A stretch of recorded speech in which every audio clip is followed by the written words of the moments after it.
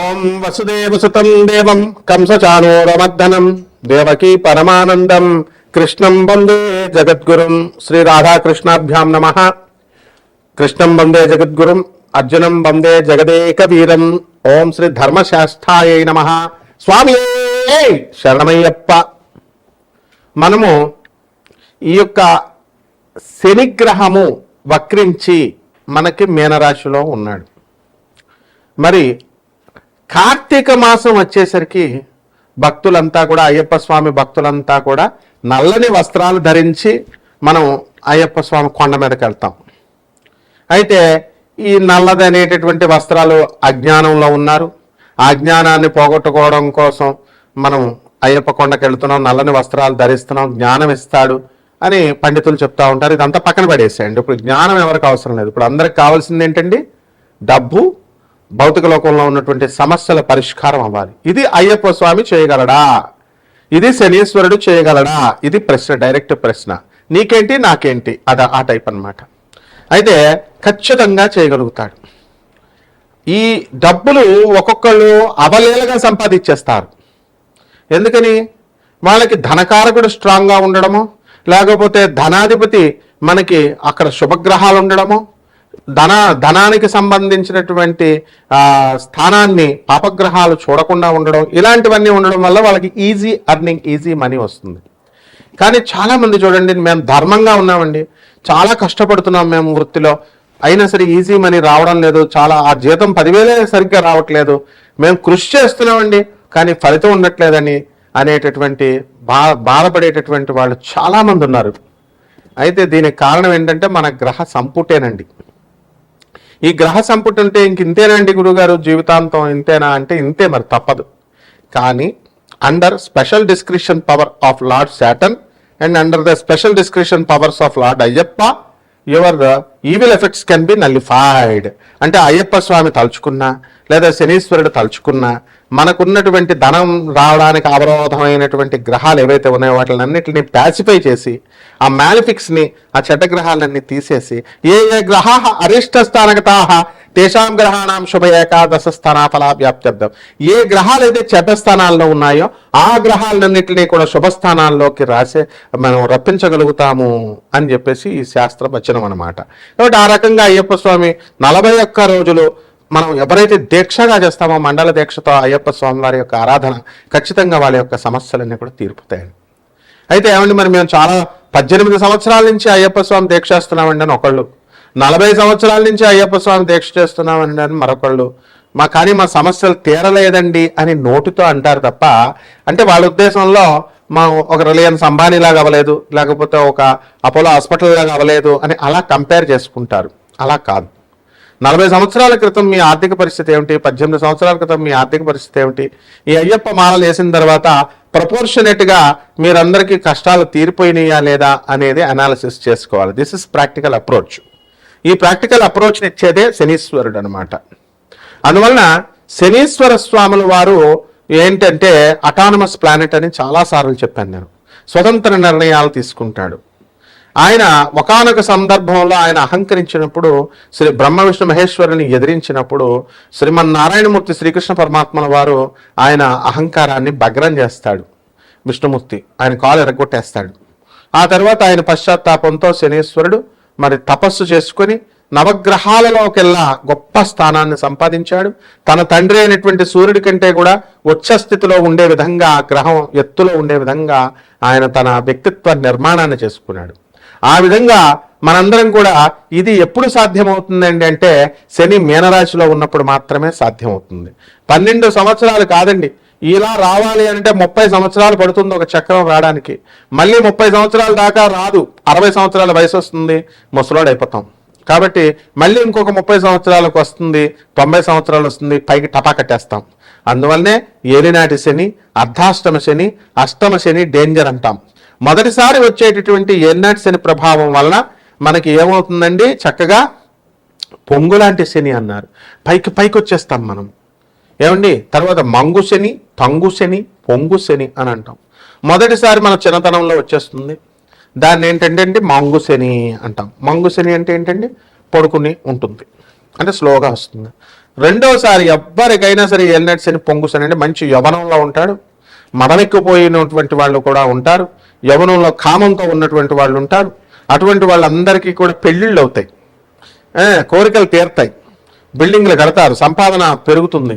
And ఉచ్చనీచాలు తెలియకుండా, అంటే డబ్బు వచ్చినప్పుడు మనకి మదం ఎక్కుతుంది, మదం ఎక్కినప్పుడు మనకి పేదవాళ్ళు కనబడరు, వికలాంగులు కనబడరు, తర్వాత వీళ్ళు కనబడరు, ఎవరు సాధువులు కనబడరు.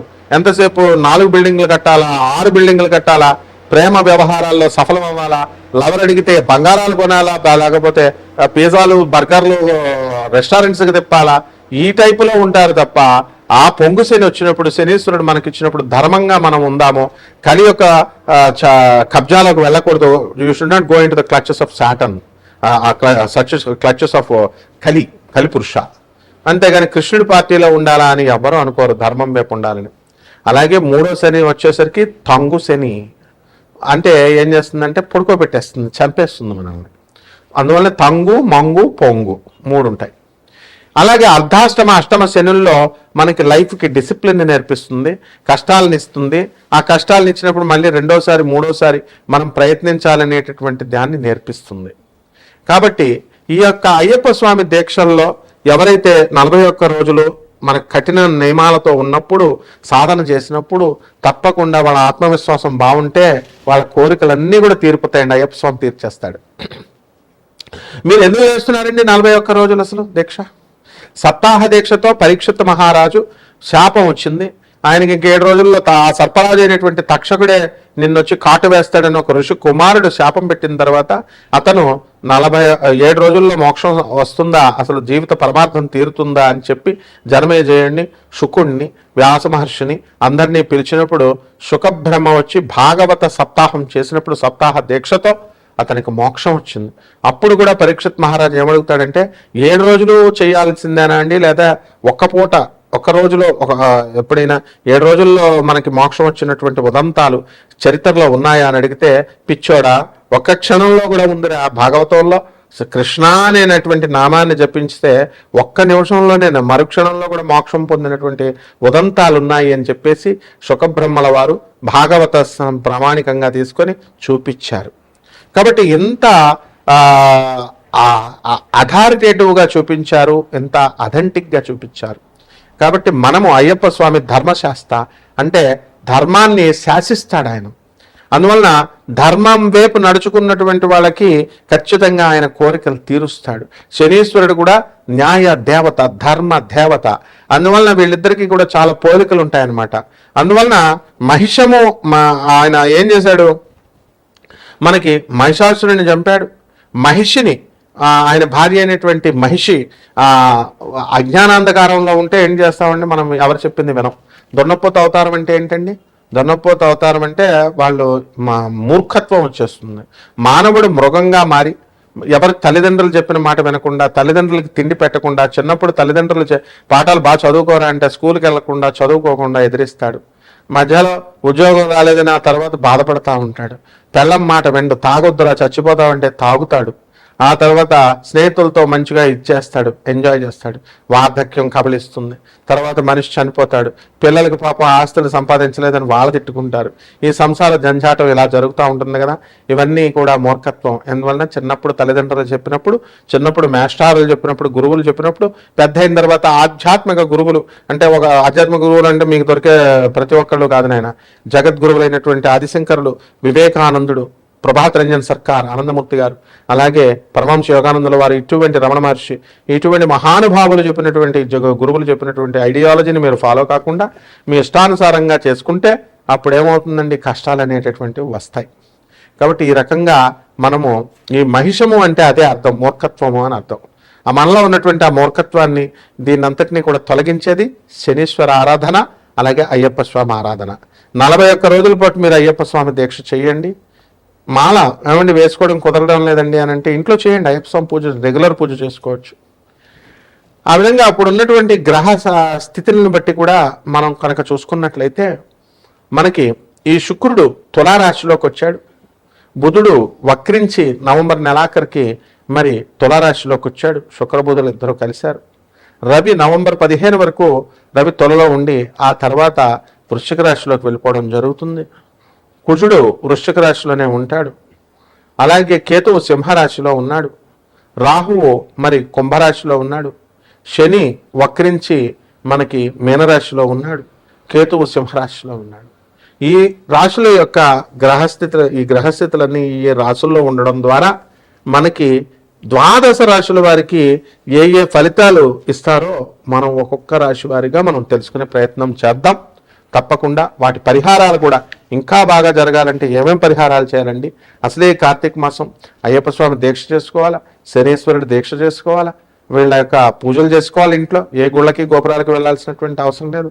ఏ నియమాలు పాటిస్తే మనకు జరుగుతుందో ఈ వీడియోలో ఒక్కొక్క రాశి వారికి విడివిడిగా చూద్దాం. వృషభ రాశి. ఈ వృషభ రాశి వారికి అందరికీ కూడా మనకి నవంబర్ 15వ తేదీ దాటిన తర్వాత శుక్రుడు మనకి స్వక్షేత్రగతుడై షష్ఠ స్థానంలోకి రావడం ద్వారా మనకి అత్తగారులతో, స్త్రీలతో, భార్యతో కొంత వివాదాలు రావడానికి అవకాశాలు ఉంటాయి. కొంచెం మనస్పర్ధలు రావడానికి అవకాశాలు ఉంటాయి. అదేవిధంగా అర్ధాష్టమ కేతుగ్రహ ప్రభావం వలన కాస్త డిప్రెషన్కి లోన్ అవ్వడం, ఇలాంటివన్నీ కూడా అవకాశాలు ఉంటాయి.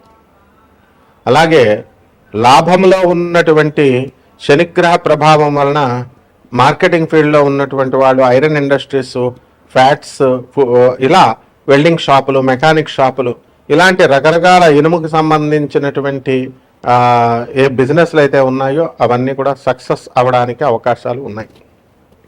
అదేవిధంగా రాజ్యస్థితిగతుడైనటువంటి రాహుగ్రహ ప్రభావం వలన మీకు మనస్పర్ధలు అనేటటువంటివి మీరు చేస్తున్నటువంటి ఉద్యోగం దగ్గర రావడానికి అవకాశాలు ఉంటాయి. కాబట్టి కొలీగ్స్ ఎవరైతే ఉన్నారో అటువంటి చోట, ఉద్యోగాలు చేసే చోట కాస్త జాగ్రత్తగా పరస్పరము మాట్లాడుకోవడము, అంతే తప్ప వివాదాలకు వెళ్లకుండా ఆ వాతావరణాన్ని ఉంచుకోవాల్సినటువంటి అవసరం ఉంది. వాగ్వాదాలు ఎక్కువగా చేసుకోవడానికి అవకాశాలు అధికంగా కనబడుతున్నాయి. అలాగే ఈ యొక్క వృషభ రాశి వారికి అందరికీ కూడా కుజగ్రహ ప్రభావం వలన మీ పేరు మీద ఉన్నటువంటి స్థలాలు ఏవైతే ఉన్నాయో ఆ స్థలాలన్నీ కూడా మీకు ఎక్కువ రేటు పలకడానికి అవకాశాలు ఉన్నాయి. మీరు కొనేటటువంటి స్థలాలు ఏవైతే ఉన్నాయో అవి మీకు తక్కువ రేటుకి రావడానికి అవకాశాలు ఉన్నాయి. ఇక ఉద్యోగాలు చేస్తున్నటువంటి వాళ్ళు ఎవరైతే ఉన్నారో అటువంటి వాళ్ళంతా కూడా ప్రమోషన్స్ రావడానికి అవకాశాలు అధికంగా కనబడుతున్నాయి. కాబట్టి ఈ యొక్క ట్రాన్స్ఫర్స్ ఏవైతే ఉన్నాయో అవి మీకు అనుకూలమైన చోటకి ట్రాన్స్ఫర్లు అవ్వడానికి అవకాశాలు ఉన్నాయి. కాబట్టి ఈ రకంగా మనము ప్రైవేటు ఉద్యోగస్తుల యొక్క కష్టాన్ని, మీ యొక్క శ్రమని మీ యాజమాన్యాలు గుర్తించి మిమ్మల్ని అందరినీ కూడా ఒక దారిన పడేయడానికి అవకాశాలు ఉన్నాయి. ఇంక్రిమెంట్లు ఇవన్నీ కూడా మీకు పెంచడానికి అవకాశాలు ఉన్నాయి. కాబట్టి ఈ రకంగా ఈ వృషభ రాశి వారి యొక్క కాలం అంతా కూడా ఇప్పుడు స్పిరిచువల్గా మీరు ఎదగడం, మరి శని కూడా లాభస్థితిగతుడై ఉండడం వలన ఈ అయ్యప్ప స్వామి మాలలు వేసుకుని ఈ యొక్క వృషభ రాశి వాళ్ళు లేదా శనీశ్వరుడి యొక్క ఆరాధన చేయడం ద్వారా చాలా మీకు కలిసి రావడానికి అవకాశాలు ఉంటాయి.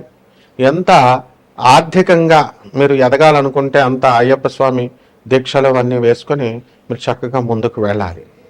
అలాగే మనం ఇప్పుడు చేయాల్సినటువంటి పని ఏంటంటే మనకి పరిహారాలు. ఈ పరిహారాలు చూసినప్పుడు మనకి ఈ కేతువు పరిస్థితి బాగుండలేదు, రవి నీచపట్టాడు, వీటి కారణంగా బుధుడు వక్రించాడు. వీటి కారణంగా మనము కేతు జపాన్ని, రవి జపాన్ని మీరు చేసుకోవడము, అలాగే గరిక గడ్డితో మీరు ఓం గణేశాయ నమః అనేటటువంటి మహామంత్రాంతో మీరు కనుక గణపతికి ఆరాధన చేస్తూ కుడుముల్ని నైవేద్యంగా మీరు పెట్టినప్పుడు తప్పకుండా మీకు కలిసి వస్తుంది. అదేవిధంగా ఈ యొక్క రవి మీరు నేర్చపట్టాడు కాబట్టి చక్కగా పిల్లలు అందరూ కూడా బ్రహ్మాండంగా ఉండాలి. శత్రువులపై ఆధిపత్యం మీరు సంపాదించాలి. ప్రభుత్వం సంపాదించినటువంటి ధనం ఏదైతే ఉందో ప్రభుత్వ సంబంధమైనటువంటి వ్యవహారాలలో మీకు రాణింపు రావాలి అంటే రవి జపం చేయండి, రవి స్తోత్రాలు చదవండి. అలాగే ఈ కేతు జపం చేయండి, కేతు స్తోత్రాలు చదవండి. ఆదివారం నాడు పసుపు పువ్వులతో సూర్యనారాయణమూర్తికి ఆరాధన చేసుకోవడము, గోధుమ రొట్టెల్ని నివేదంగా, చపాతీలని మీరు ఈ యొక్క నివేదన పెట్టడము స్వామివారికి ఈ రకంగా చేసుకోవాలి. అదేవిధంగా జిల్లేడు పువ్వులతో, అది తెల్ల జిల్లేడు కానవసరం లేదు, మామూలు జిల్లేడు పువ్వులైనా సరే అవి వేసి సూర్యనారాయణ మూర్తిగా ఆరాధన చేసుకోవడము. అదేవిధంగా మేడి చెట్టు చుట్టూ ప్రదక్షిణాలు చేసుకుంటూ ఓం దత్తాత్రేయాయ నమః అంటూ దత్తాత్రేయుడికి చేయడము, గురుచరిత్ర పారాయణ చేసుకోవడం ద్వారా బ్రహ్మాండంగా ఉంటుంది. శుభమస్తు.